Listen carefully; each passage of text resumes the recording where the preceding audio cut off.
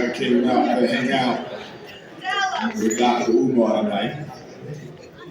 I want to start off with an ancestor story because I like to invite our ancestors in the space with us. And that story is going to be none other than Queen Mother Araminta Ross Harriet Tubman. Queen Mother Harriet was born around 1821-22.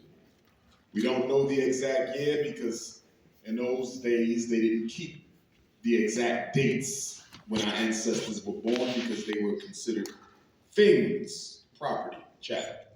So they just kept an inventory of them. So Queen Mother Harriet Tubman decided that she had had enough on the plantation. She was worked like a man, never like a woman. She was forced to go and hunt muskrats and cut timber and drag wood all around. She had once gotten injured in her head because the slave master threw a 2-pound weight at a fellow enslaved African. And Harriet jumped in the way to protect him, and that put a gash in her head. And she suffered from, some would say, seizures for the rest of her life, definitely blackout spells. But as you know, when you go through them kind of traumas, sometimes they open you up spiritually. If you're an African person, if you've been through any deep trauma, it normally was a gateway to a deeper understanding of spiritual consciousness. So Queen Mother Harriet in 1849 decided to run away. 1 year before the 1850 Fugitive Slave Bill that allowed slave masters to go and track their quote-unquote property anywhere in America, including free states.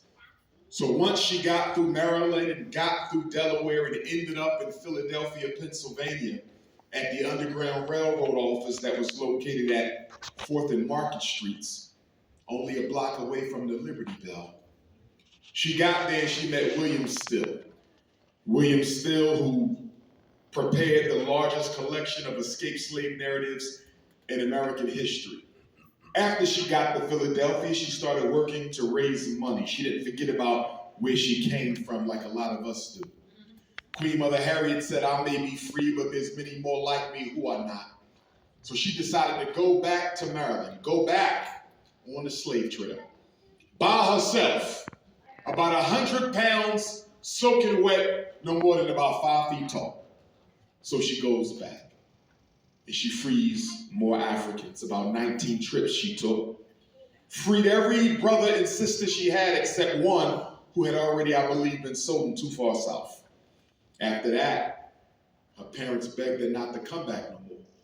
They said, Harriet, Minty, your slave master has a $40,000 bounty on your head, dead or alive. Slave catchers were looking for her. She spent a lot of time in southern Pennsylvania, in Chester, PA. She spent a lot of time in Wilmington, Delaware, right where the Frederick Douglass Marcus Garvey Academy is. And Harriet Tubman told her parents, in no uncertain terms, that God gave me this mission. The Creator put me on this path. And until the Creator tells me that He's done with my work, I cannot stop. And she said, if I get caught, if they take my life, don't be distressed, because that's just a message from heaven that I have done my work and it's time to come on home.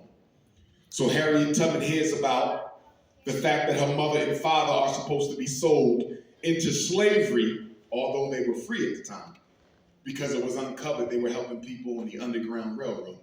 So when she got word that her parents would be sold, she came to Wilmington, Delaware, a few blocks from FDMG Academy. And she went to a white man by the name of Thomas Garrett, who's buried 4 minutes from the FDMG Academy, and he loaned Harriet Tubman a horse and carriage. And Harriet Tubman took this horse and carriage down nearly 2 hours away to where her parents were soon to be sold.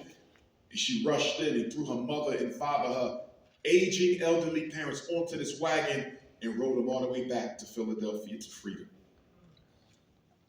After that, she still didn't stop. Went back again and again and again. And then she purchased some land up in Auburn, New York. She opened up an old folks home because, back then, they would just turn our elders out onto the street when they was too old to work. So Harriet Tubman opened up an old folks home. Now mind you, they say she was unlearned, couldn't read nor write, but she had enough wisdom and intelligence to open up a home for black seniors. And then she opened up a hospital for black seniors. And then she opened up a farm to raise money to finance the home and the hospital. This is a woman with no formal education. Look at all the education we have. What institutions have you built? And so then Harriet Tubman gets a phone call. Secretary of War for the Union, we need you. President Abraham Lincoln needs you to join the Union war effort. So Harriet Tubman stops what she's doing. She goes down to South Carolina, serves as a nurse and a spy and a scout. She wasn't given a salary, even though her services were requested by the federal government. So she made her money by cleaning and healing soldiers. She was a cook and she was a herbalist and a naturopath. And that's how she made her money. And so Harriet Tubman becomes the first and only woman in American history to lead soldiers into battle. In 1863, she led U.S. colored troops on the Combahee River Ring. And in one day, Harriet Tubman and a group of black soldiers freed over 750 slaves in a day. It may very well be the largest slave rescue in American history. And she is certainly the only woman to lead soldiers into battle in the history of this country. That's why they call her General Tubman. So when the Civil War was over, Harriet Tubman goes back to Auburn. She puts in a request to be compensated for her services, and she is denied. She finally gets a widow's pension because her second husband, after he died, she collected a widow's pension, but she was never compensated for her own services. When she was old, frail and brittle, not far from the ancestors, they sat her down and asked her. They said, "Who do you think you were to do what you did?" She said, "I was just following my Lord. He gave me a message to go and free his people, and I couldn't say no." She said, "I went over 19 times, freed hundreds of them." They said, "Were you ever scared on that Underground Railroad?" She said, "Never. Whenever I ran into a situation, I would get on my hands and knees, and I would ask the Almighty to find a way out of it." And she said, "Whenever I did that, whenever I kept my faith strong, the good Lord would find a way for me out of my circumstances." She said, "Every journey I took a rifle or pistol with me. Because every once in a while there would be some scared Negro who would want to turn back." She said, "We would get so far away, they would be so scared of hearing the bloodhounds and hear the slave master screaming and hear the wolves in the woods and the cold, because we often had no shoes, and they just said, 'I can't take it, Minty. I got to go back.'" And she said, "Whenever a Negro dared to go back to the plantation, I would cock my rifle up to his head and say, 'Dead niggas tell no tales. You go on or you die here.'" And she said, "Because of that, I never lost a passenger and I never ran my train off the track." She said, "I had just one regret though, just one." She said, "For all my years on the Underground Railroad and all the enslaved Africans I helped to free, I freed many of them, but I could have freed so many more. The problem was they didn't even know that they were slaves." Queen Mother Harriet Tubman said, "I had reasoned it out in my mind ahead of time that I had a right to one or the other, freedom or death. And if I couldn't have one, I would certainly have the other, for no man should take me alive." Brothers and sisters, what happened to that kind of courage? Brothers and sisters, what happened to that kind of faith? Brothers and sisters, what happened to that kind of sacrifice, persistence, determination, commitment? We have lost the spirit of our ancestors. 2 weeks ago, black people were crashing out all over the United States. Should we vote for the South Asian Indian or should we vote for the orange man? And all over YouTube, all over Instagram, all over the black world, Negroes was fighting each other. I saw a black woman say if her husband don't vote for Kamala Harris, she's getting a divorce. I saw black men who stopped talking to their brothers and sisters because they said, I'm not bothering to vote. There's nothing on the table for me. And as I looked at all these Negroes fighting over the red plantation and fighting over the blue plantation, fighting over the Democratic Party plantation, fighting over the Republican Party plantation, I said to myself, are we that thirsty for the illusion of inclusion? Are we that thirsty for the illusion of inclusion that we would literally destroy relationships in our community over two people, neither of whom has an agenda for us? Brothers and sisters, and if I can make a small request, if we can raise the lights up just a little bit, because I can't see any faces. There we go. There might be some coons out there. I need to know who I gotta know who out there. But brothers and sisters, as the whole election thing went on, I'm standing back and I'm like, I ain't heard nothing about miseducation. Neither side. I ain't heard nothing about mass incarceration. Neither side. I ain't heard nothing about homelessness and gentrification. Well, I was at my hotel today, getting ready to come and meet you all. I was watching the news, and they said that your city council here in Las Vegas, they want to pass a law that basically makes being homeless a crime. If they catch you downtown sleeping, you can go to jail. See, this is the white man's capitalism. They rob from the poor, give to the rich, but they don't want to see no evidence of it. See, they got to keep you thinking that capitalism works. And don't get me wrong, I'm no communist, I'm a Pan-Africanist. But capitalism is no solution. The reason everybody in love with capitalism is they don't understand how it was birthed, and it was birthed on your back. It was the unpaid labor of 4 centuries that gave the white man an economic edge over the rest of the world. Capitalism ain't no better than no other system. It's just they had a 400-year head start. That's it, brothers and sisters. How can you endorse a system where the top 1% own more than the bottom 75? That's economic slavery. In America, top 1% of Americans own more than the bottom 50. And they tell you can change it all with a vote. Brothers and sisters, if voting could change anything for the American African, it would be illegal. It would be illegal. I'm not saying don't vote, but voting is a strategy, Las Vegas. Voting is a tactic, Nevada. Voting is not a way of life. It is not a religion. It is not something you do because you can. You vote because you should.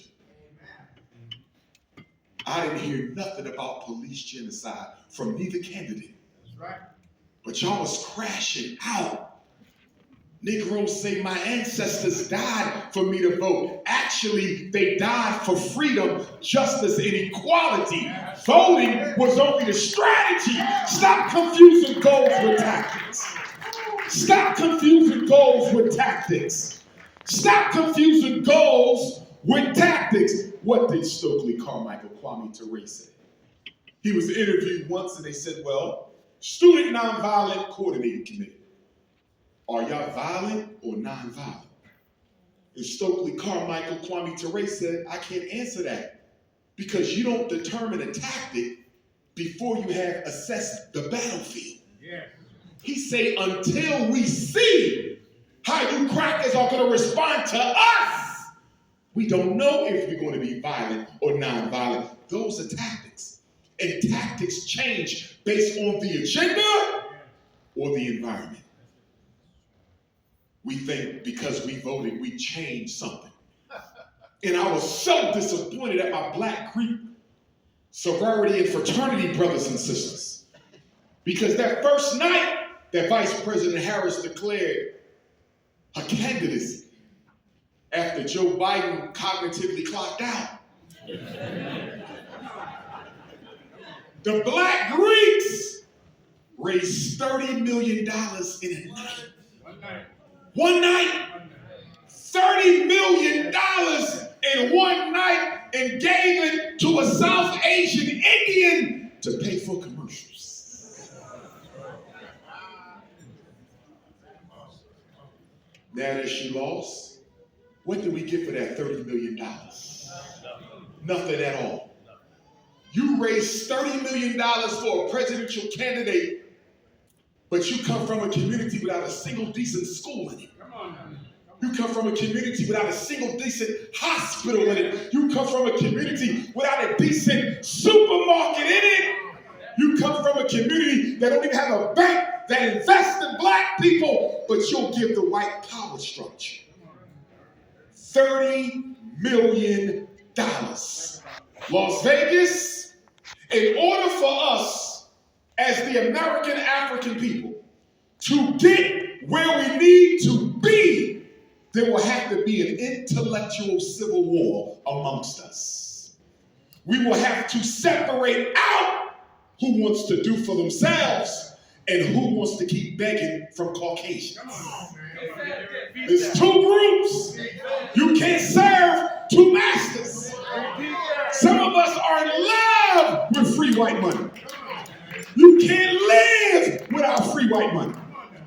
And you fail to realize that the free white money you get is nothing but a strategy of appeasement to keep you from fighting for what is due to you because you're being financed to stay quiet. Go ahead, come on.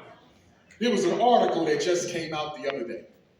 It revealed that National Action Network founder and president, the Reverend Al Sharpton, received two separate $250,000 checks from Kamala Harris for the campaign. He was paid to make you vote for her. That's right. And then it came out that my good friend Swollen Martin, that's right, he got about $350,000 from the Kamala Harris campaign to influence Black people to vote. So you got to realize when you've been suckered. All them Negroes on TV who was telling us to vote, they were paid to tell you to vote. They were for sale, bought and owned by the Caucasian power structure. I knew it anyway. When my brother Steve Harvey said, they didn't pay me to do this, they might didn't pay you, Steve, but you don't own that radio station. They damn sure paid the Caucasians who own the station. Ain't no way white folks gonna let you get up there and push a Black candidate who raised $30 million in a night and they're not gonna be compensated. See, we gotta understand something. After racism itself, the Black bourgeoisie is the greatest enemy of Las Vegas. If you don't expose the gatekeepers, you'll never get free. You got certain pastors out here. They get funded to keep you dumb, deaf, and blind. You got certain politicians out here funded to keep you dumb, deaf, and blind. You got scholars at your universities, UNLV and University of Nevada, whose job is to misinform Black people through the use of statistics and research. Nobody is supposed to tell you the truth about the hell you catch.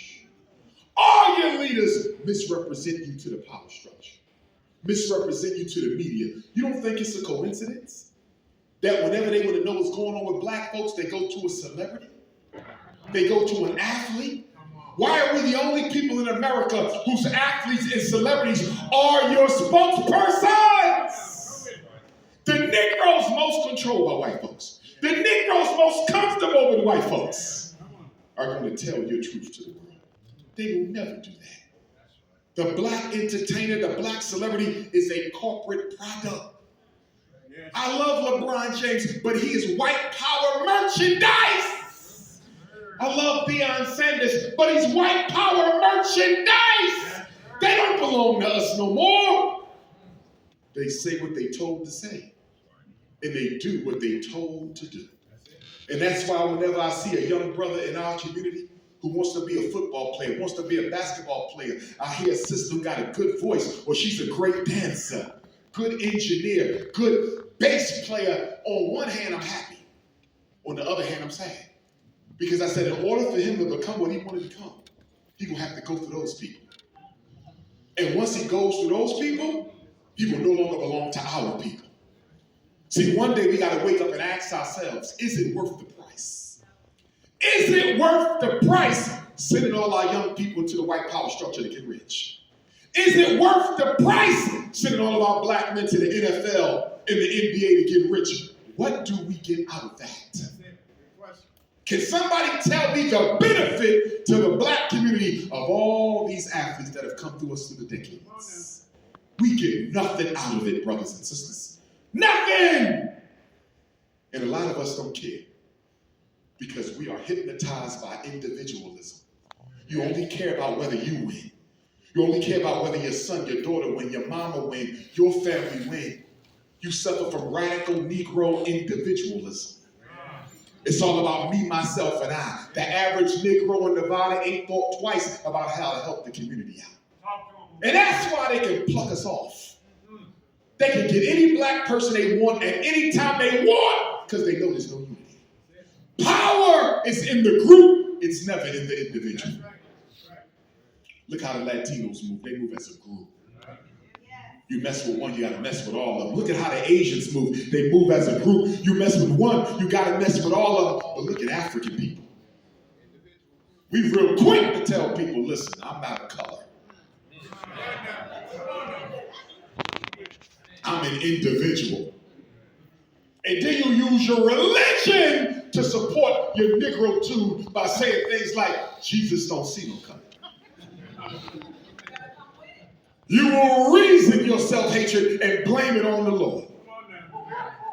And then you say, Dr. Umar, color of Christ don't matter. Well, if the color of Jesus don't matter, why did the white man spend 500 years changing the color on every statue he could find if it did not matter?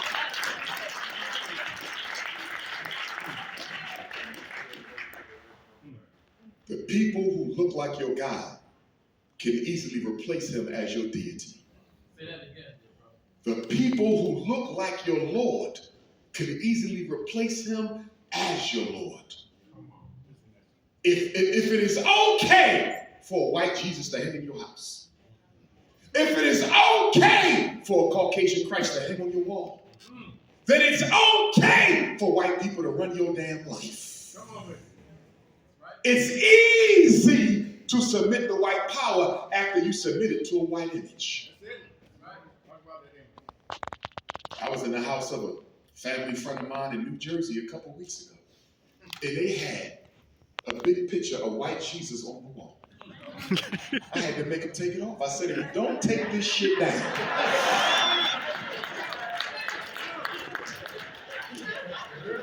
And then I said, burn it after you take it down. I said, well, Dr. Umar, why we gotta burn it? I said, because if you put this in the garbage, another Negro will come along, take it out the garbage, and put it up on their wall.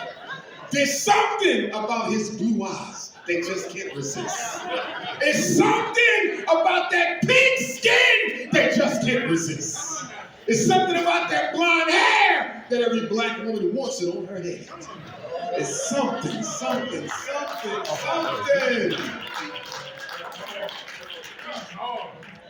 And I'm not knocking my sisters. I'm going to be patient with you. Because we've been through a lot. No, we hurt. Black people are spiritually broken, and we try to hide it with expensive clothes. We try to hide it with expensive cars. We try to hide it with $1,000 worth of jewelry. We hide it with a fresh haircut, fresh hairstyle, but you spiritually broken. I don't care if you're going to church on Sunday. I don't care if you're going to the masjid on Friday. I don't care if you're going to the temple on Saturday. You're broken. How do you know that, Dr. Umar? Because if you were not broken, there's no way in hell you can be at peace with what they do to our children in your public schools. Only a broken people. Only a broken people could put up with that. I read today in the paper that only 70% of black children in Clark County, Nevada, Las Vegas, we have a 70% graduation rate. Do you know what that means? 1 in 4 do not graduate. And when they talk in graduation rates, they're only talking about the children who go to school. The ones who dropped out are not even a part of the equation. So it's actually worse than 1 in 4. It's probably closer to 2 out of 4, and we're not saying nothing about it. The Latinos got an 80% graduation rate. We got 69. And guess what? They said the 69% graduation rate for the class of 2024, Las Vegas, Nevada, is actually down from 2023. So it's getting worse and worse and worse, but you're not in an uproar because you're spiritually broken. See, stop telling me you believe in God when you're comfortable with the devil's foot on your neck. Those two can't coexist. Those two cannot coexist. Why haven't we as a community went to the school district and had a sit down with the superintendent? Why haven't we went to the school board and had a sit down with the chair of the school board? How about the entire school board? We want to know why only 69% of our children who go to school are graduating. And then they said they have a financial crisis in the Clark County public schools. They're talking about air conditioning right now. They say the air conditioners don't work. That the children are sweating to death in the classrooms. Some of y'all don't even know this. They ain't got no ventilation in these damn classes. But you know what's funny? When you hear school districts talk about we ain't got enough money for special ed and we ain't got enough money for air conditioners, they always have enough money to pay their snow bunny teachers, though. You notice that? Teachers don't never miss a paycheck. Your children might not have no way. They might not have no books. They might not have enough money for services, but the white women always get paid on time. And that's because we allow it. We are a bunch of suckers and simps and cowards. That's right. They don't even expect you to show up and make a fuss. They don't even expect you to write a letter or hold a protest. We've been beaten out of submission, spiritually broken. I don't care how religious you are. Show me your institutions. If you ain't got none, you're broken. In Las Vegas, be careful about this people of color thing that they push. Yeah, right. Talk about it. People of color. People of color. They're trying to get you to rename yourself people of color. Stop saying black. You know why? Because if we get them to say people of color, we no longer have to count their issues separate. We can phase Negroes on out and nobody would even know because we got them lumped in with the other non-white people who hate their guts as much as we do. Look what they did in Chicago and New York with the migrant crisis. That's right. They flooded them cities with Latinos from South America. Gave them free housing. They opened up schools that they said they couldn't afford to run. But they opened them for non-American migrants. They gave them credit cards. They let a lot of them vote. They gave them housing. And yet Black America has the highest homelessness rate since Dr. King. Look in New York City. The mayor was putting the migrants up in 4- and 5-star hotels. And then they went around and started begging New Yorkers, if you let them live with you, we will give you a subsidy. I said, Black New York, don't you let the migrants in your house. Right.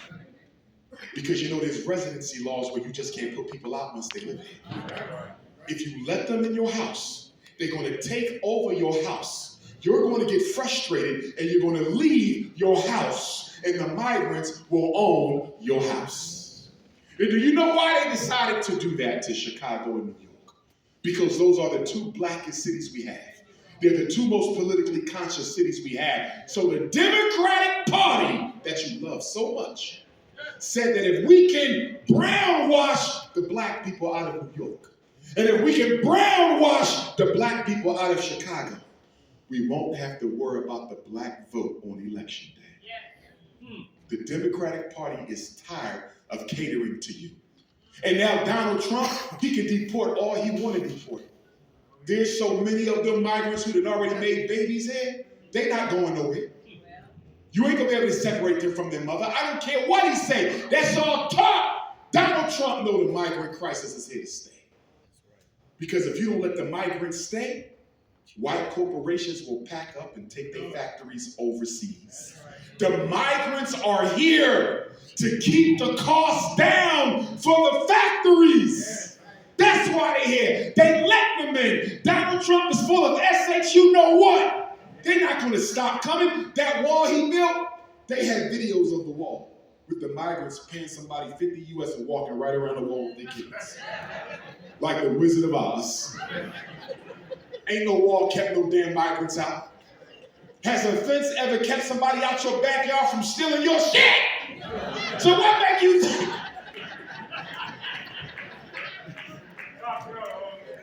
No wall. Who the hell you know got stopped by a wall without enough security in it?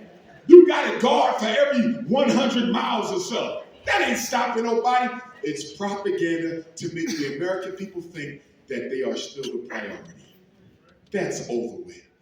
Brothers and sisters, we better wake up and understand something. If we don't come together and do for ourselves, we will be extinct in this country.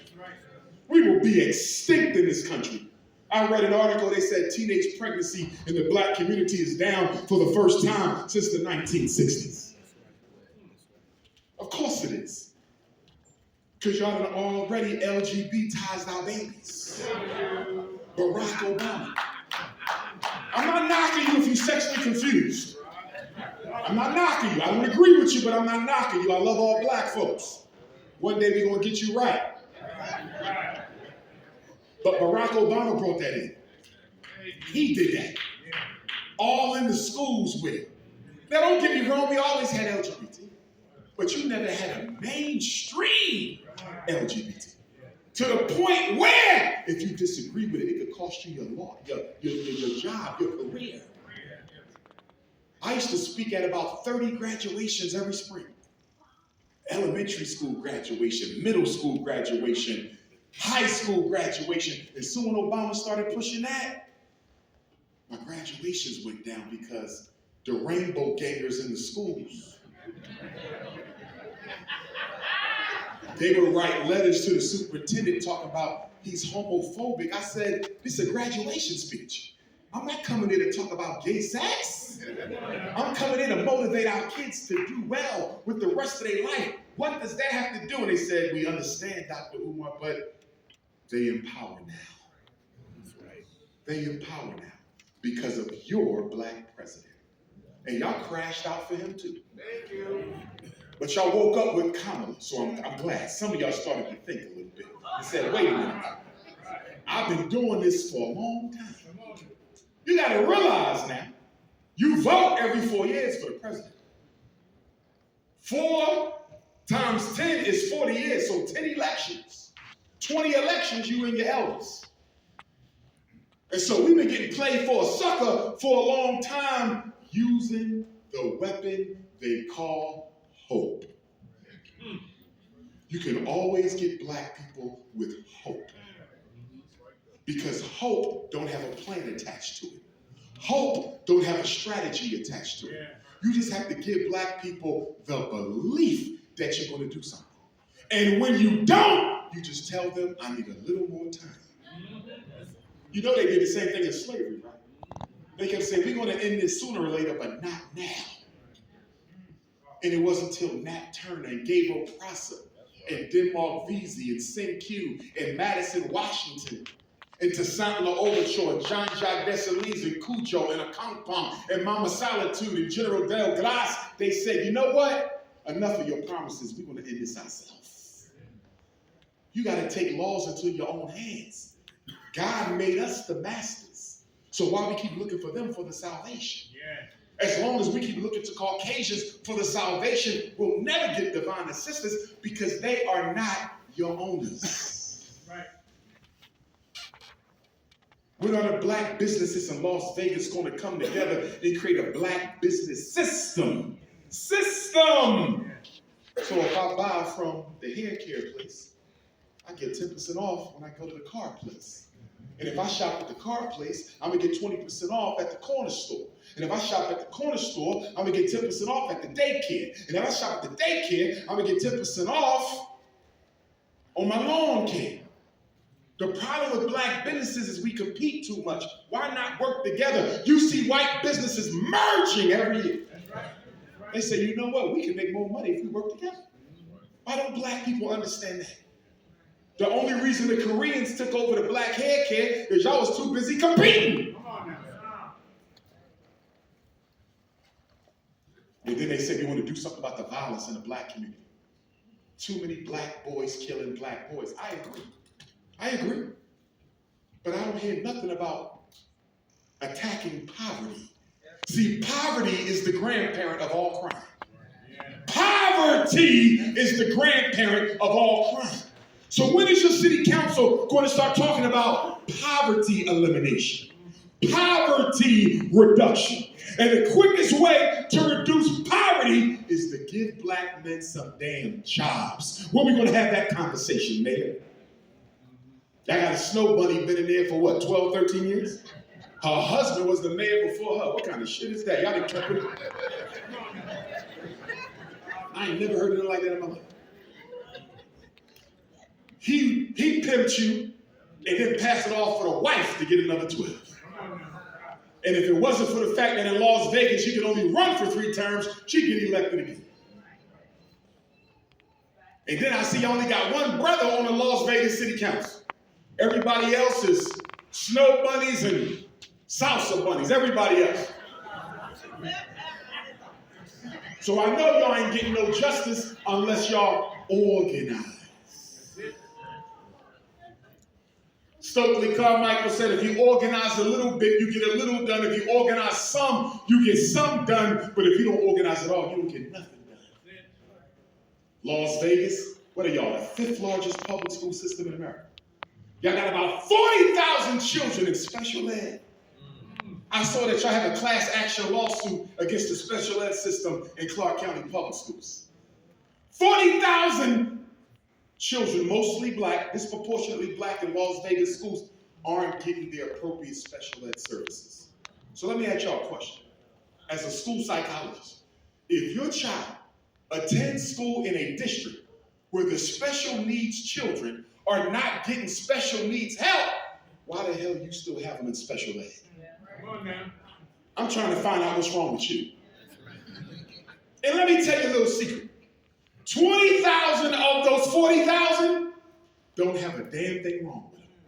They were put in special ed because they couldn't sit still long enough for the snow bunnies. And what they never tell you is you can't put a child in special ed for behavior problems. Let me say it again because I know you never heard it before. I'm giving you the federal law. In the United States of America, it is illegal to put a child in special ed for behavior problems. You can only qualify for special ed, that is the IEP, if your disability affects your learning in the regular classroom. I don't care how bad your son is. If he don't have problem learning, he can't qualify. I don't care how autistic your son is. If that autistic boy can learn in a regular class, why is he in special ed? I don't care how emotionally disturbed your daughter is. And she probably got disturbed by Caucasians. She cannot go to special ed unless her emotional disturbance affects her learning. If the autism don't affect learning, if the hearing problem don't affect learning, if the so-called ADHD, ain't no daddy at home disorder, if that don't affect learning, No damn ADHD. Every little black boy is ADHD because ADHD is normal alpha male child behavior. That's regular. But when your child is being taught by people who can't stand their guts, who have nothing but contempt and no patience, being a boy becomes a disease. And then they want to give them the Ritalin, they want to give them the Adderall, they want to give them the Concerta, the Cycler, the Medicaid, and you take them to get it. And nobody tells you that while your son is under the influence of the meds, he can't possibly be paying attention.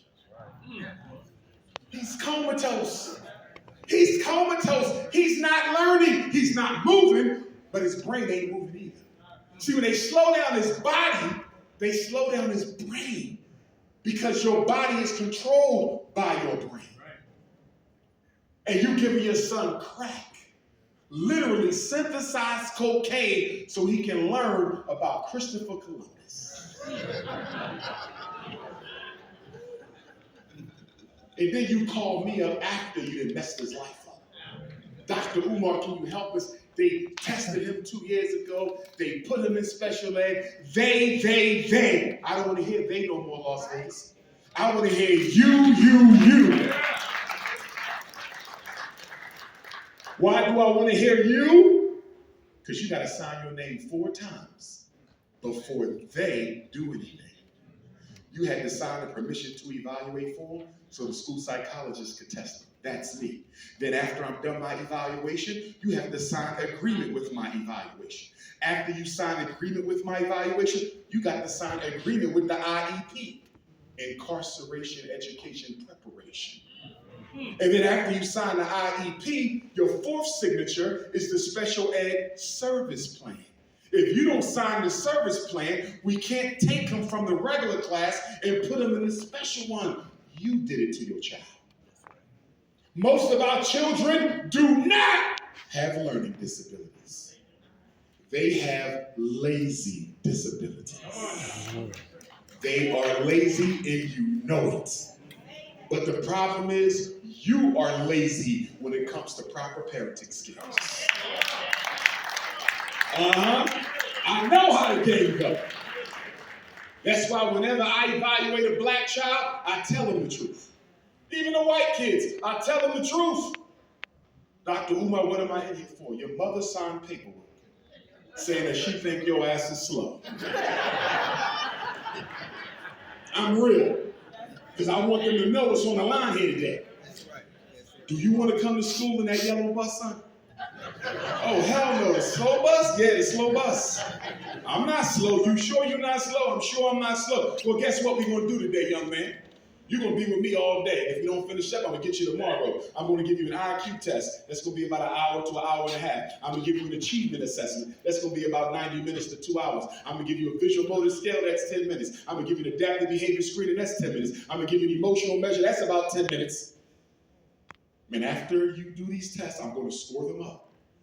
And if you score low on these tests, you go to special ed. If you score high on these tests, you stay in the regular class. And guess what? Because they know the costs, they give me their best. And then I take the report to the coonish mother or father and the snow bunny principal, and they look at the scores and they say, well, Dr. Umar, this kid has scored below proficient on the last 3 Nevada State academic assessments. How do you explain your above average scores on this test? Are you sure this is the right child? Of course I'm sure. So how do you explain the discrepancy in achievement from the classroom to your office? I say it's real simple. In your class, he do whatever the hell he wants. In my office, he does what he can. So this is not an achievement problem. This is not a learning problem. This is motivation, interest, and concentration. And I'm telling all you parents right now, until you account for motivation, interest, and concentration, don't come to me with no damn reading disability. He don't have a reading disability. He has a I don't feel like reading disability. Those are not the same. And I'm trying to understand mothers and fathers because Christmas is coming up. Well, wait, before Christmas, y'all going to have a candlelight dinner to celebrate the genocide of the Native Americans first of all. You want people to cry about our slavery, but you want to celebrate the genocide of another people. And then the day after your genocide dinner, you're going to run out here to all these non-black stores and start buying all kinds of junk that don't improve your life or your child, but will bankrupt you financially. And you do it because you are caught up in the illusion of inclusion. And you're going to spend about $1 billion, Las Vegas, on Christmas gifts. That $1 billion could have built a school, a hospital, a bank, and a supermarket. And you're going to go crying after Donald Trump gets sworn in January the 20th, begging about what he needs to do for black folks, when black folks didn't even do it for themselves. We are a walking contradiction. To go crazy like that on November 5th and be at the store spending your last dollar with non-black people 3 weeks later. A complete contradiction. And I'm going to say this. You are a horrible parent. You are the worst parent in the Bible. If your child is failing a class and they end up with a cell phone, iPad, or video game under the Christmas tree. I'm telling you that right now. I'm telling you that right now. I'm telling you that right now. You're the worst parent in the state. How dare you enable an underachieving child with gifts for Christmas? How the hell he going to improve his math skills when he got a video game that he's on all night? Huh? There shouldn't even be a video game system in a house where you got children in special ed. There shouldn't even be a video game system in a house and where you got children who are failing major academic subjects. Black power. I heard you, little boy, wherever you at. Black power. Come on, y'all. That's right. We turning our kids into a permanent underclass. We making them think it's okay to fail. We got you. But when you die, who gonna have it? As Brother Malcolm said, you got to be twice as good to get half as much. What are you doing spoiling children? And my single mothers, I feel for you because you're doing the best you can with our sons. And I want to say it's not your fault. Black men should be helping you raise these boys. Black men, we are an insult to masculinity. Because we walk past black women every day struggling with sons, and we don't stop to find out what we can do to help her out. In African culture, turning the boys to men is the man's job. It is not the mother's job. I don't care if she got 6 sons. It is never the job of an African woman to turn her boys to men. But with that being said, black women, I need you to do a little better job with your boys. Because some of you are spoiling them to death, enabling them to death, corrupting them to death, effeminizing them, not sexually, but emotionally to death. Yeah. And then you say, I can't find a good black man. Is it possible you can't find one because you're not raising any? That's it. You're looking for something that you're not even making for somebody else's daughter. And don't worry. The ancestors won't punish you alone. They're going to punish every black man in this audience with you. That's right. Because that's our job to be helping you out. Right. Yeah. Ours. Yeah. All this sex trafficking of black girls is out of control. You know, black teenage girls are the #1 most wanted victim on the sex trafficking market. They want them 12 to 17. They're kidnapping our girls off the street. You know the government is involved in it. Yeah. See, they're using R. Kelly and Puffy as a distraction. Don't get me wrong. If you did the crime, you should do the time. I'm not protecting no pedophiles or no sexual traffickers of women. I'm not. If you do the crime, you do the time. I'm not excusing them. I'm saying that how do we lock on to a Puffy and we don't say nothing about Vince McMahon? Come on now. We lock on to a Puffy, but we don't say nothing about that guy. What was his name? Weinberg? Harvey Weinstein. Yeah. You mean to tell me we'll crucify Sean Combs, but we won't say nothing about the tens of thousands of black kids molested by Roman Catholic preachers over the past 50 years. Will the real hypocrite please stand up? What Puffy did to Cassie was wrong. Absolutely unacceptable, whether she got paid or not. But I saw black people get into their self-righteousness. But you got a brother who do the same thing to his girlfriend every day. You don't say shit. You got a grandfather do the same thing to your grandmother. You don't do nothing. You got a cousin beat his wife head in every night. You ain't said a word, but you'll hold Puffy accountable. Selective self-righteousness is moral hypocrisy. If you're going to be against it when Puffy do it, you better be against it when they do it in your family.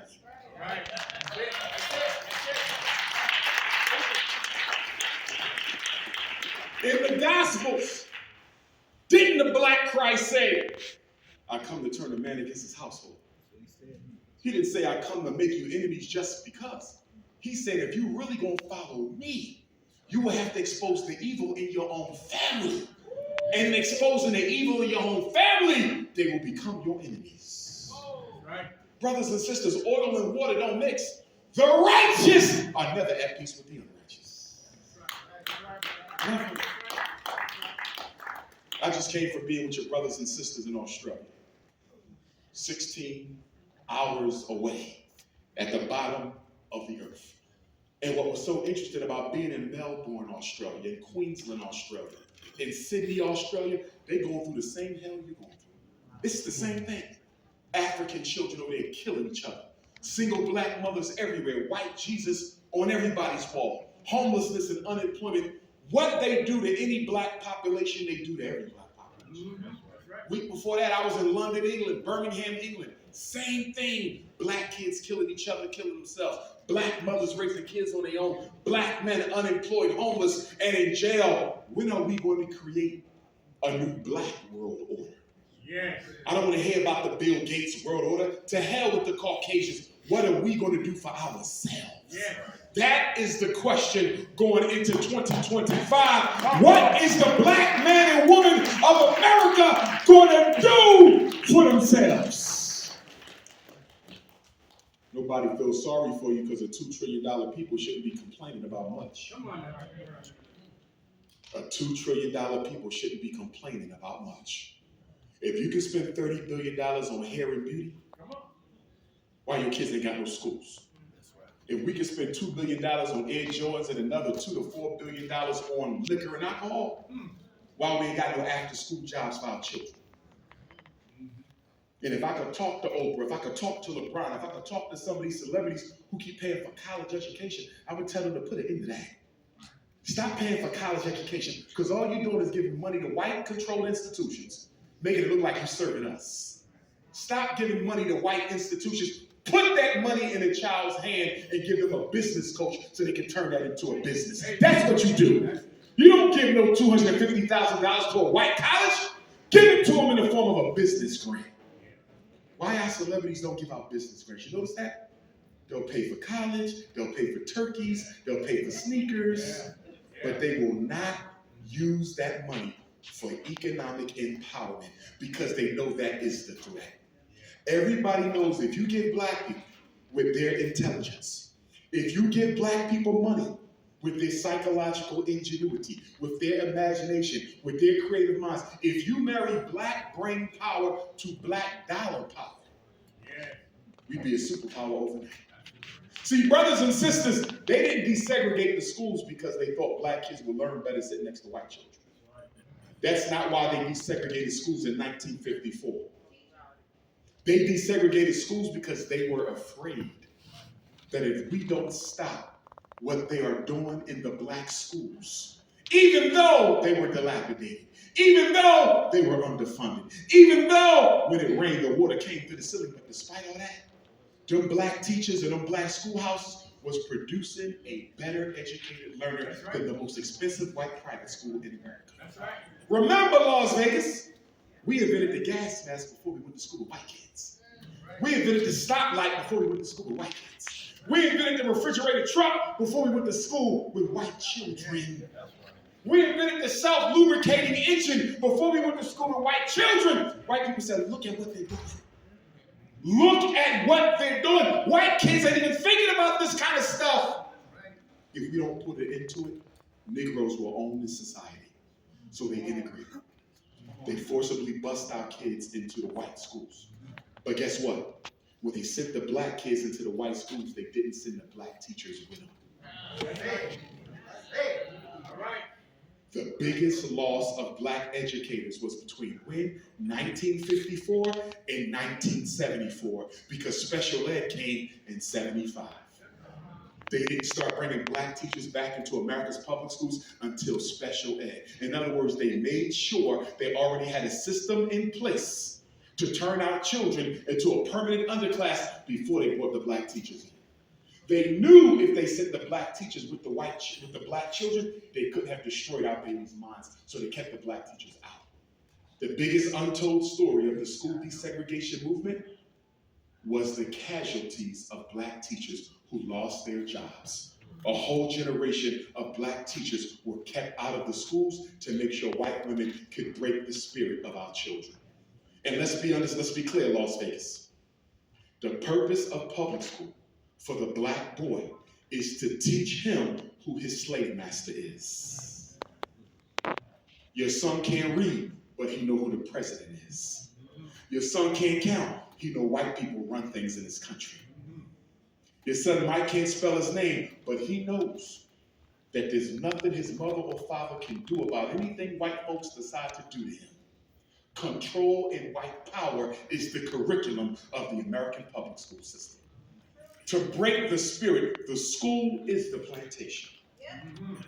The school is a modern day plantation where the spirit of unapologetically African alpha male children is broken down beyond repair.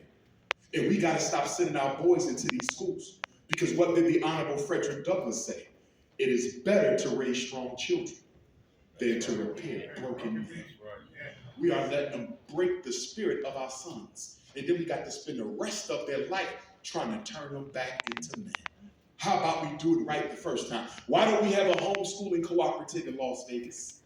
If we got 10 parents in this auditorium who want to homeschool their children, one of y'all could be the math teacher on Monday. Another one is science on Tuesday. Another one is language on Wednesday. Social studies on Thursday. African history on Friday. African martial arts on the weekend. Agricultural science and farming on Sunday afternoon. Brothers and sisters, if we work together, we can overturn this. Yeah. But until you start hating racism more than you hate each other, yeah. You can take the slave out of slavery, but only the slave can take slavery out of himself. Yeah. Right. We keep talking about going to war with the white man, and one day you will have to. But guess what? Until you kill the one living inside of you, that's right. Yes. Yes. Until you exercise the inner cracker,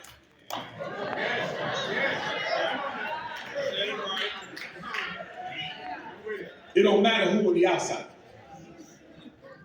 The chains are now within us. Yes. These are psychological bondage. Yes. Black women, if you want to save the self-esteem of black girls, one day all of you are going to have to go natural. There's no way around it. This is real talk. This is real talk.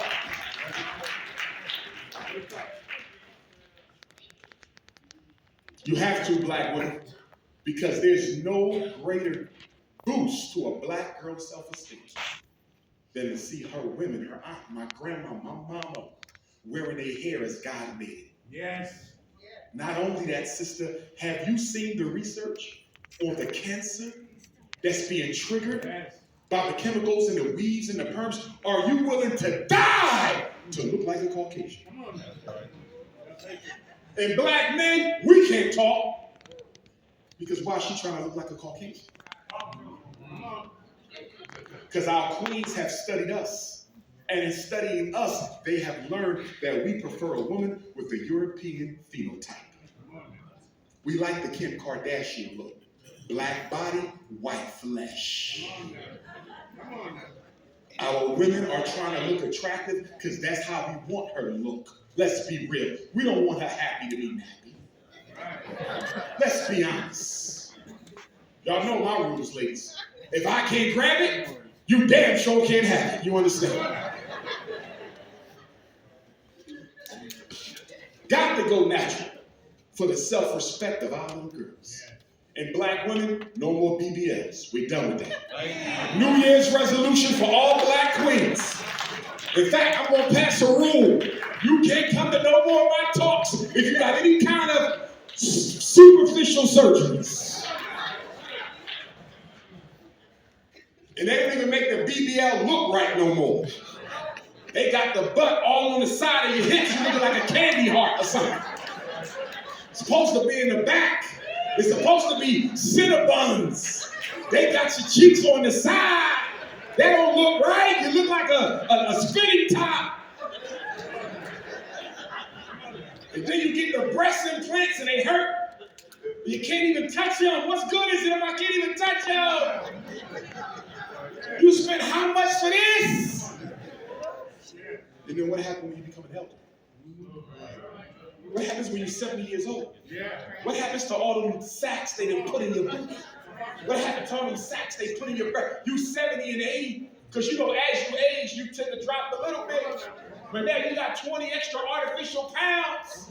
You're going to be down on the ground. Black woman, don't desecrate your temple for no man. Don't desecrate no temple. If a man tell you he's going to pay for you to get surgery, you tell him you're going to find another man who don't need to pay for the surgery. You are fine as you are. The most attractive thing in a woman is self-confidence, not body parts.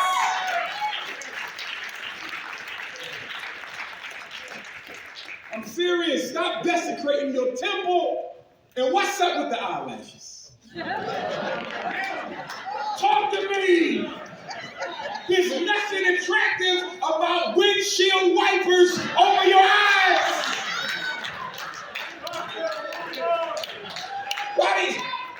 I'm looking like, do she think this is cute?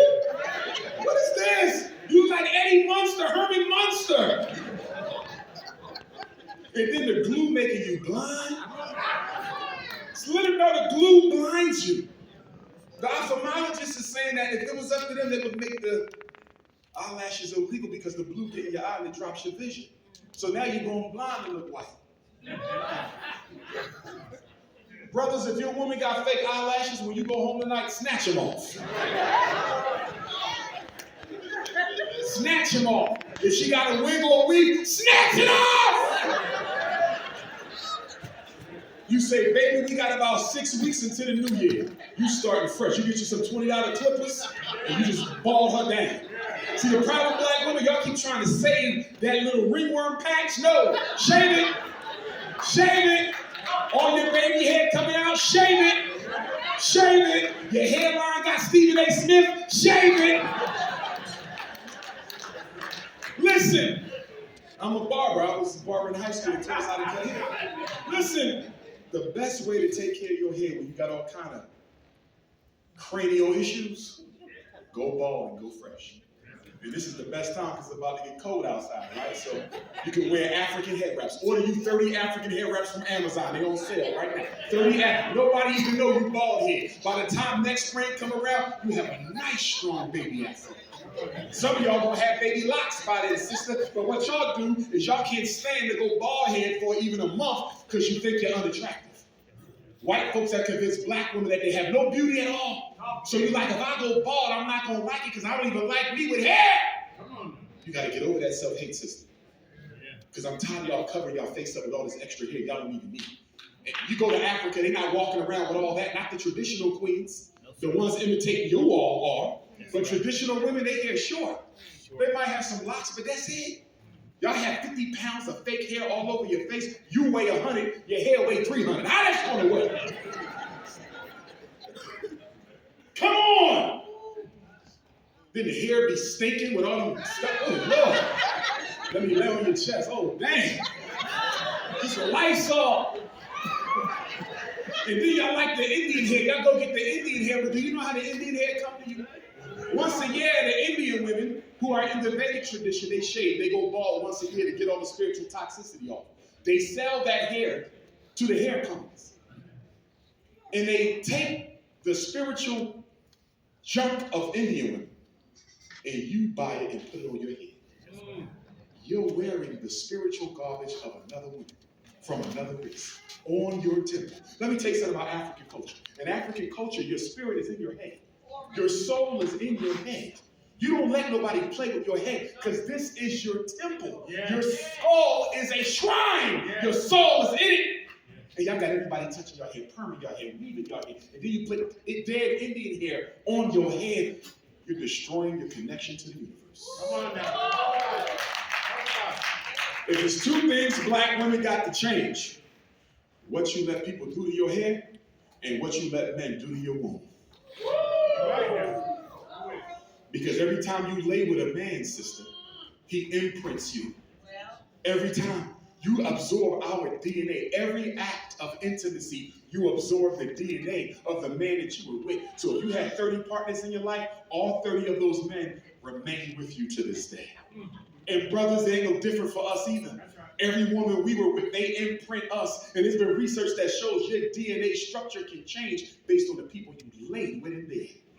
We have to put the sanctity back in sex. We have allowed the European to sexually objectify everything about our lives. We have completely sexually objectified the black woman from head to toe. When we see a black woman, we don't see a person. We don't see a human being. We see an object of gratification. And to make it worse, so many black women will feed into that and make your body an object of sexual gratification. Look at the reality shows. Look at the gangster rap. The sexual objectification of black women. We must stop it if we want to save the minds of our daughters. Queens and kings, gods and goddesses, we got to go back to it. Because if we don't, the Lord will punish us for disobeying his commandments. And I ain't just talking about the 10 that Moses stole from Kemet. I'm talking about the ones that are way older than that. We know who we are. Everybody knows who we are.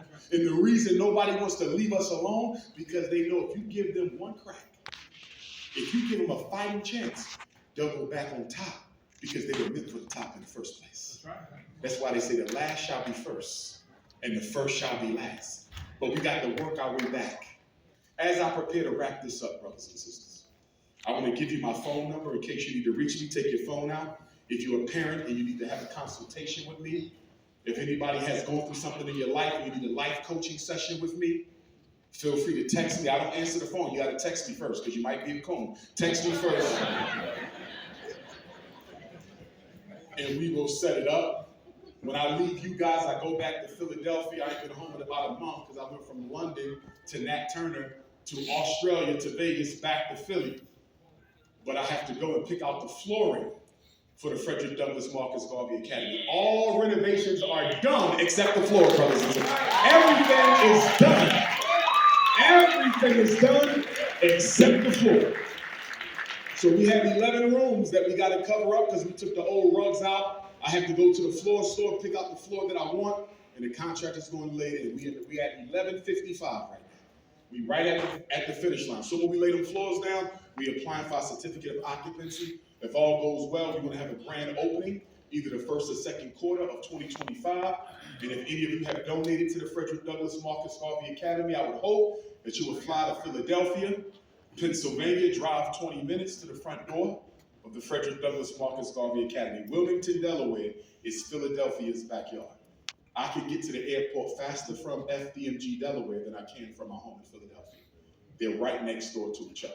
So I'm hoping that you come and celebrate. If you haven't donated to the school, text me for the donation information because you will never be allowed inside that school if you haven't donated to the cause. Okay? Once we open, we will be the first school in American history built exclusively and collectively with donations from black people from every single continent on the planet Earth, brothers and sisters. The first ones ever. The first ones ever to do it. The entire African diaspora built FDMG.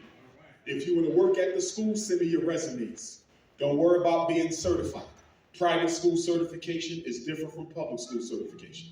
Not only do we need math, science, language, and social studies, we need people who can speak African language. We need people who can do rifle training, African martial arts, aquaponics, agriculture, how to sew. I have an elder who would donate sewing machines to the school. We need people who can come and teach our children how to sew. Some of y'all remember the great grandmaster teacher in Pan-African is Dr. John Henry Clark. Dr. Clark said that people who can't make their own underwear aren't worthy of running a nation.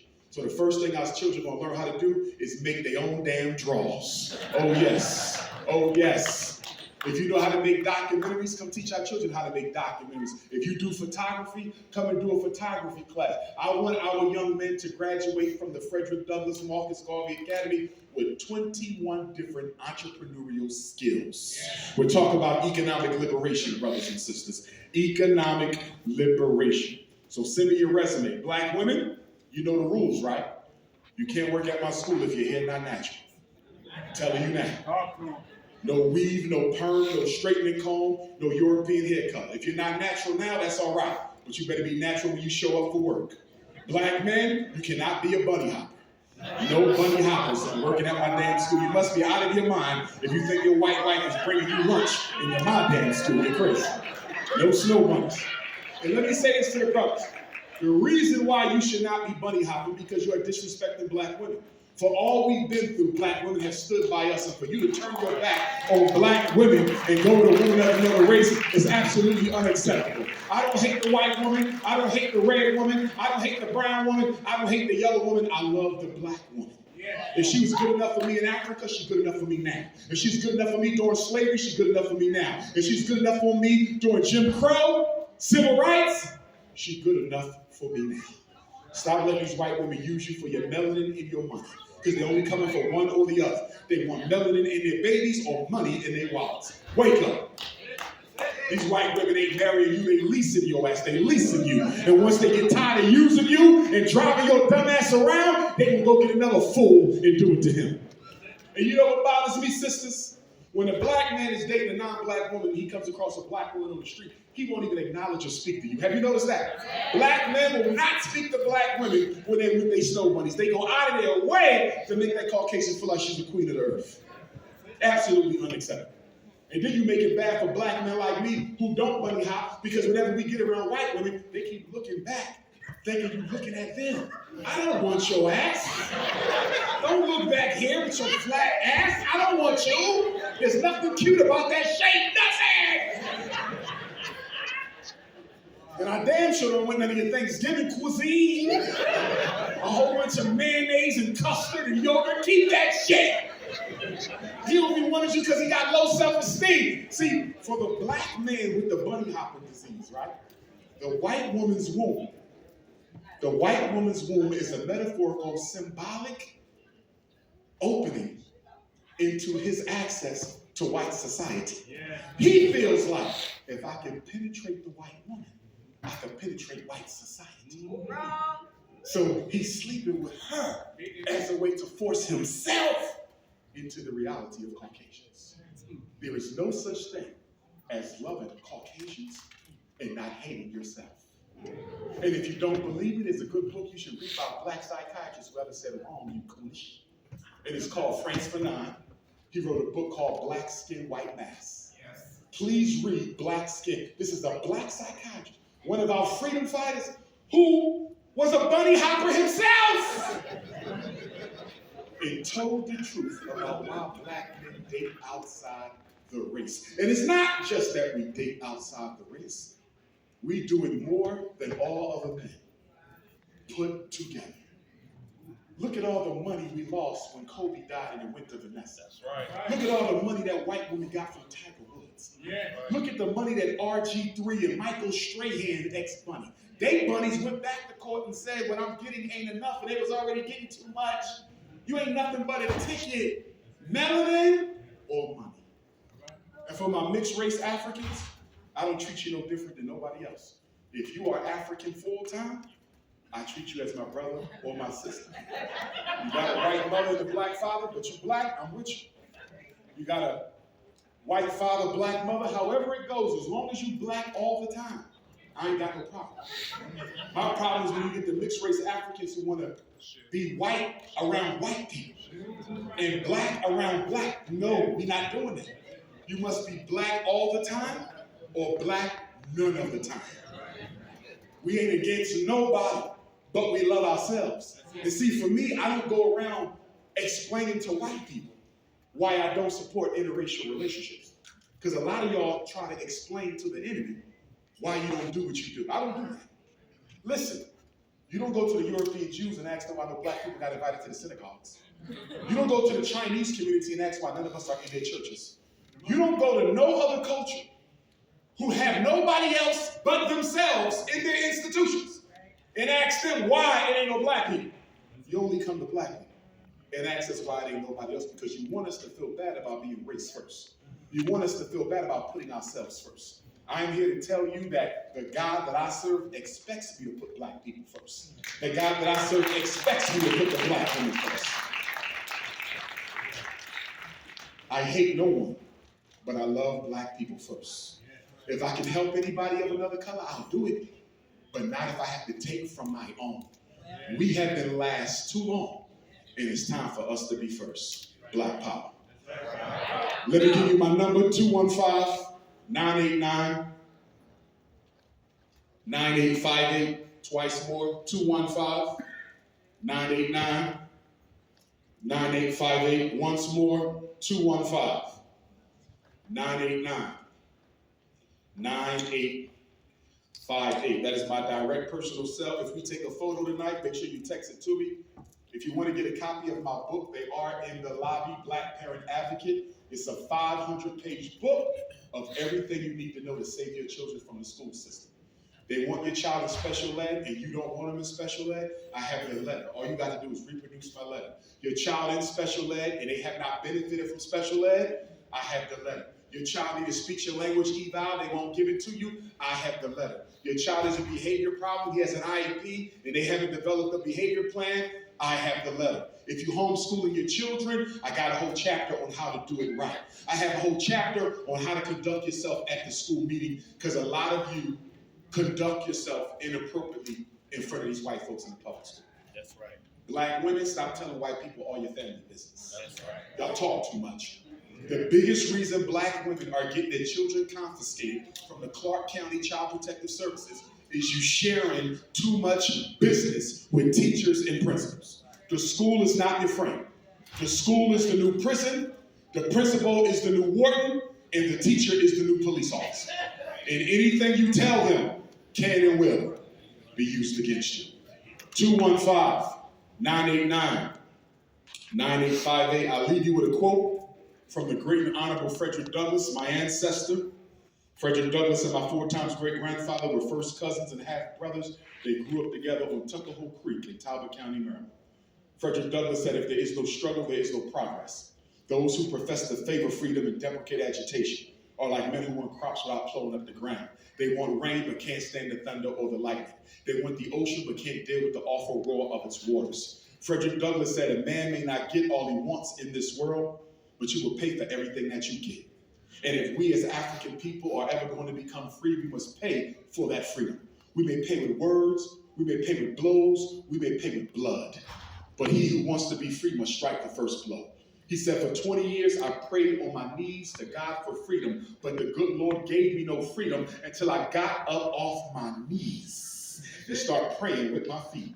He said, if you want respect from white people, why do you look for pity? The man who pities you will never respect you, and the man who respects you has no need for pity. The Right Honorable Marcus Messiah Garvey said, without confidence in yourself, Las Vegas, you are twice defeated in the race of life.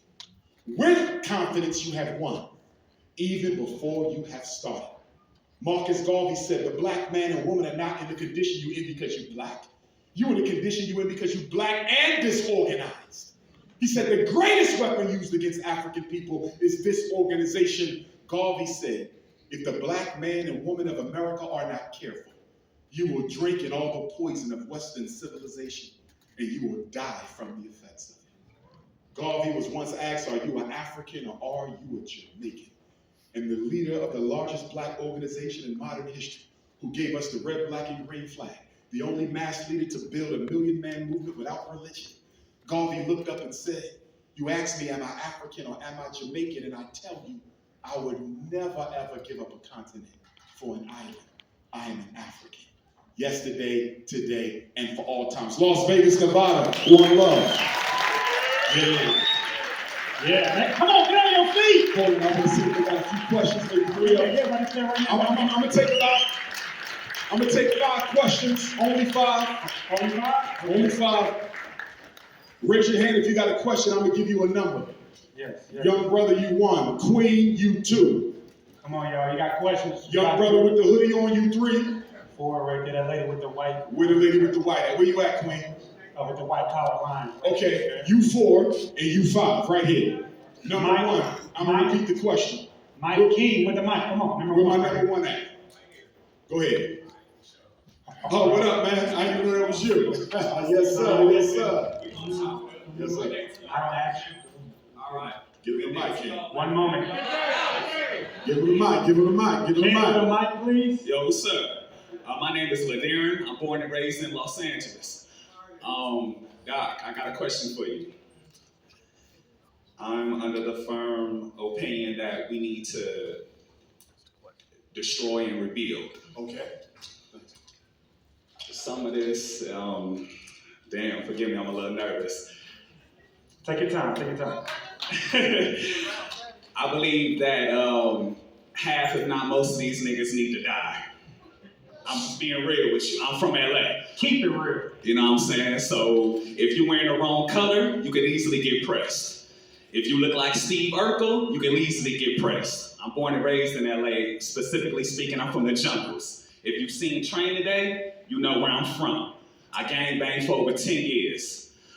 I believe that most of these niggas need to go. I'm sorry, we're gonna have to destroy and rebuild. Until you change the way we think, you won't change nothing else, and that sounds beautiful. I love it. But nah, man, I know too many niggas that I'd kill if I had a gun on me right now. And I'm just being real with you. That's all you wanted to say? That was it? Yes. Question. Yes, it was. As far as my question, do you agree with that or do you disagree with that? Right. I disagree and I agree. Let me explain. Talk to him. I feel like some of y'all feathers is ruffled. My bad. Okay, for sure. I'm just saying what y'all Somebody saying. get that brother Ritalin pill. I'm picking with you. I'm picking with you. At some point, there will be armed physical combat. But that's the final stage of a revolution, never the first. So there may come a time where we may have to consider such means, but not at this time. At this time, we need to intellectually differentiate between who's loyal to the race and who's not, and move out that way. And the reason why I'm being so careful, because even Nellie Fuller in the compensatory code book speaks of what you're speaking of. But he cautions, as I do, that we shouldn't be so quick to say that we want to eliminate African people, because we are so influenced by self-hate. Who is to make the decision that somebody is to live or die? I'm saying that that is down the road. We are not serious enough. We are not sophisticated enough. We are not organized enough. And we have not spiritually healed ourselves enough to know that I'm singling you out because you are an enemy to the race versus I'm just jealous of you from the beginning. You see, so we have too much self-hate, too much psychological trauma, too much intergenerational emotional damage for us to be speaking in those terms at this time. There needs to be a lot of spiritual growth. There needs to be a lot of psychological healing. There needs to be more emotional discipline before we can have a serious conversation around who lives and who dies. Black power. Who's my number 2? We have a queen. Over here. Good evening, Dr. Umar. Peace, queen.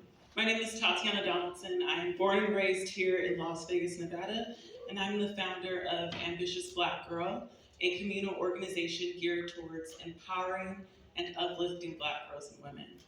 So my question to you, Dr. Umar, you spoke a lot about the importance of strategizing and organizing amongst our people. We host a monthly tea and talk that is exclusively for Black women creatives and entrepreneurs here in Las Vegas. Would you be open to being our guest speaker? Sure. To share the importance of strategizing and organizing amongst the Black community? Absolutely. Although this tea and talk is specifically for Black women, I believe that it would be really important for someone of your stature to speak to the second self of God, which is the Black woman, who can really do the most change and implement the most change within families and organizations. And here in Las Vegas, the importance of strategizing and organizing. Yes, ma'am. Just let me know when. I got you. If you have a question with that, or was that the question? That is the question. Yes, ma'am. Count me in. Okay. You took my number? Yes, I did. Shoot me a text, let me know. Okay, thank you. I got you, Queen. Who's my number 3? You had a brother right over here in the hoodie.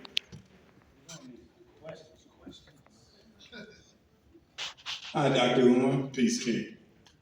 So I've recently heard you say that the powers that be, the government, whoever, they plan to occupy the Black Power movement. Recently, the NAACP has pledged $200 million to Black-owned businesses. Okay. Do you think that's the start of this? Well, they've been occupied the Black movement. I mean, J. Edgar Hoover was hired to destabilize the Honorable Marcus Garvey's movement. So that's over 100 years ago. So they've been occupied. They ain't never left. I read an article maybe 15, 20 years ago that said that the FBI tripled its manpower in the Black community, undercover agents. Half y'all probably undercover agents. You see what I'm saying? So they already there. You know, as far as the NAACP goes, right? I know a lot of good people in the NAACP. I know a lot of good people in the Urban League, right? I know a lot of good people in the National Action Network. But those institutions were not founded to liberate Black people, you see. And we got to recognize the difference. When I say the NAACP is no good, I'm not talking about the good people in it. I'm talking about the system itself was created to control Black people's progress. They finance you to control how far you go. They don't finance you to liberate you. You will never use the white man's money for your own benefit.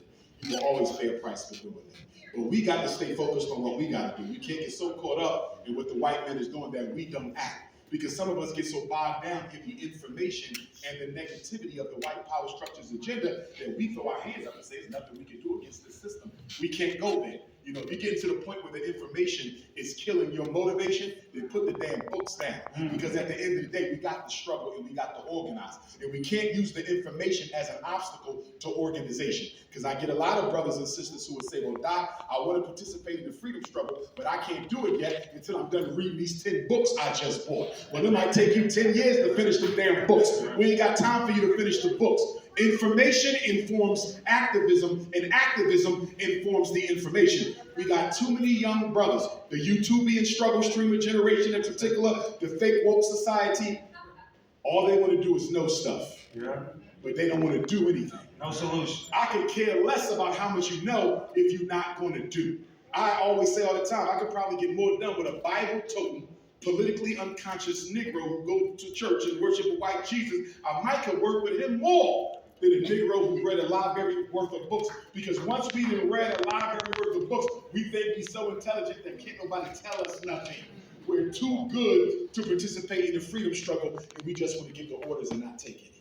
You feel me? Black men, we must maintain humility. The reason why we have so many black men who suffer from a narcissistic personality disorder is because black men are so oppressed in this society that when we find something we can be proud of, we take it to our head and we take it to the sky. We have to learn how to keep both feet on the ground. That's why so many of our athletes can be so narcissistic. It's because we're so used to not being successful, so used to not having power that when we get a little bit of it, it goes to our head and can't nobody tell us anything. And then we take that into our relationships with our women, and then black women are getting tired of us because they say, okay, you're a good husband, and you're a good provider, you're a good father, but why do you want me to be a cheerleader and not your partner? Right, ladies? You date a man who wants you to be a cheerleader, not a partner, a servant, but not a companion. And so black men, we got to keep humble. Humility is a very big thing we got to work on, and we all got to work on it. I work on it as much as I can. I'm a humble guy anyway by nature, but we still got to work on that because that lack of humility is why we as men are not coming together the way that we should. Too many chiefs, not enough Indians. Black power. Who my number 4? The queen with the black shirt with the white rim. And then we want to come down here for the final one.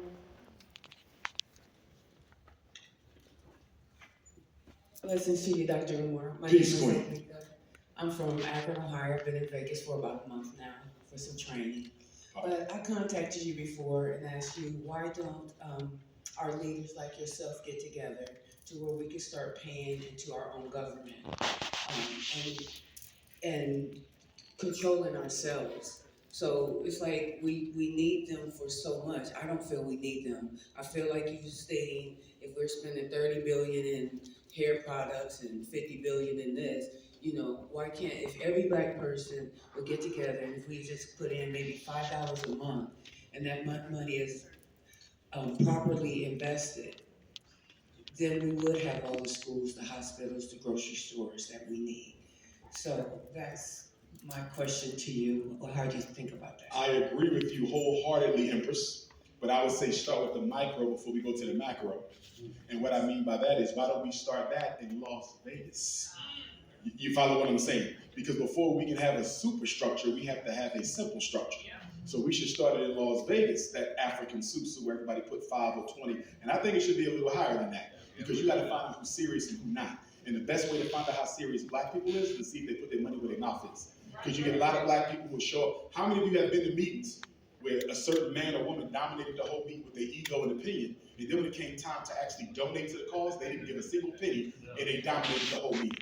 We have to start leading with the money, because it shows how serious people are. If you got to pay $100 to come sit in here, you're not going to let nobody waste your time. You're not going to let nobody derail this into a contest of egos. We got to start leading with the money. Because if everybody in this room said, listen, we're going to put up $100 a month, in 12 months, we got enough to put down a down payment on an institution, on a building. And the reason we got to have institutions, brothers and sisters, not just programs, is because programs die with program leaders. Institutions will live after the founder has died on, because you have a brick and mortar structure that is still there. And if the proper systems were set up, it will outlive the people who founded it. We need institutions so we can create systems. And when you have institutions and systems, now you have communities.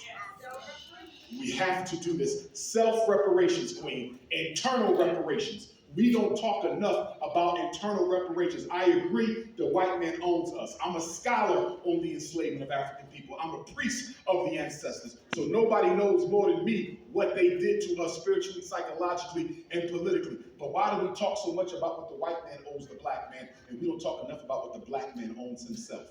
In other words, Las Vegas, what I'm saying is this. There's no amount of money the white man can give you that'll stop black women from finding themselves unattractive when they look in the mirror. There's no amount of money that's going to stop black boys from killing each other. There's no amount of money that's going to make black men and black women love and respect each other. Do you realize 75% of what needs to be fixed in our community cannot be fixed with money? It got to be fixed with spirit. It got to be fixed with dedication. It got to be fixed with purpose. And we don't need to be waiting for the reparations to start fixing ourselves. And we got enough money to get started. We're the 10th richest economic power in the world. American African community is the 10th richest economic power in the world. Don't tell me we got to wait on the check for the government. I'm not waiting on the check for the government. We need to do it here, and we need to do it now. Black power. My last word with my brother in front. Brother Muhammad. My question, Before he asks his question, give a round of applause to our brothers from the Nation of Islam for doing security tonight. Yes, indeed. Much respect to the Honorable Minister Louis Farrakhan. as I travel around the country, and as I involve myself politically, and really register people to vote all over the country, I'm hearing a lot of fear of the future because of due to Project 2025. I think instead of fear, we should be focused on a program like yours where we build institutions. Do you have a mechanism where we could have an automatic draft going directly to the school? Oh, for sure. Okay. And if you text me, I'll see that information. Excellent. Absolutely for the school. Okay. But taking it beyond the school, brothers and sisters, to my elder's point, once FDMG has been approved for occupation, we can use it, right? We're going to be holding conferences twice a month. So you need to find out what's the cheapest round trip flight to Philadelphia, because since we own the school, nobody can put us out, nobody can tell us when to shut the lights off. So it's a school by day, but it's the Black Power Organizing Center by night. We will have Black Women's Conference. We will have Black Men's Conference, Ex-Offenders Conference, Black Business Conference, Black Media Conference. You understand? Black Youth Conference, Black Gang Conference. Whatever we need, we're going to have. at the Frederick Douglass Marcus Garvey Academy. So please do your research into flying into Philadelphia, because some of you are going to want to be there all the time. Some of y'all probably won't move over there because you want to be so much of a part of what we're going to be doing that you might relocate. And if you do decide to move to Wilmington, Delaware, make sure you check out a website called wilmingtonlandbank.gov. wilmingtonlandbank.gov. The city of Wilmington, Delaware has a program where you can buy properties for pennies and dollars if you can prove you can fix it up in time. And there's already brothers and sisters moving into Wilmington, Delaware in anticipation of the school. By the way, Wilmington, Delaware is predominantly black. 60,000 people are there, okay? And I believe that we can actually turn that city into a Black Wall Street, because there's enough of us there, there's enough abandoned property. So even though I'm leading with FDMG, I'm not ending with FDMG. FDMG is just the beginning, brothers and sisters. We can turn that city into a Black Wall Street. So please check us out. Please come visit us. When you come to the grand opening, you will see, and the day before the grand opening, Dr. Umar is going to lead a tour through the Black history of Philadelphia, the Black history of Wilmington, Delaware, and we might go down for the Black history of Baltimore and the Black history of Washington, D.C. So it's going to be a whole week-long celebration with the grand opening, and I want all y'all to be there because we've gotten a lot of checks from Nevada throughout this 10 years that we've been on this journey. So for all of y'all who donated, Cash App, PayPal, check, money order, thank you, because we couldn't have done it without you. Black Power. One follow-up, please. One follow-up. My wife is Gwendolyn K. Walker. We were recently married. She owns the Walker African American Museum and Research Center. We're at Bob. It's on the historic west side. Yes. Okay. Mm-hmm.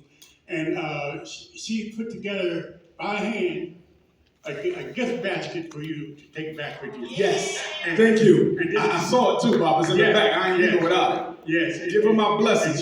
She wanted me to know, to let you know that she loves you.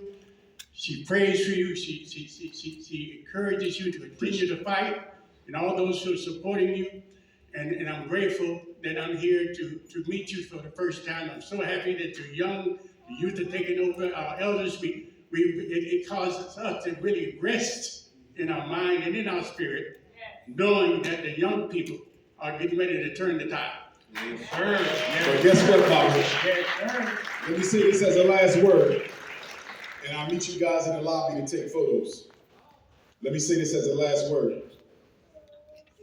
You can't retire yet, because one of the conferences we're going to have at FDMG is the Elders Conference. Okay. We want to put councils of elders back into the black community, so we can have law and order, equality and justice. Yes. If I'm not taking care of my child's mother shouldn't have to go to the white man court.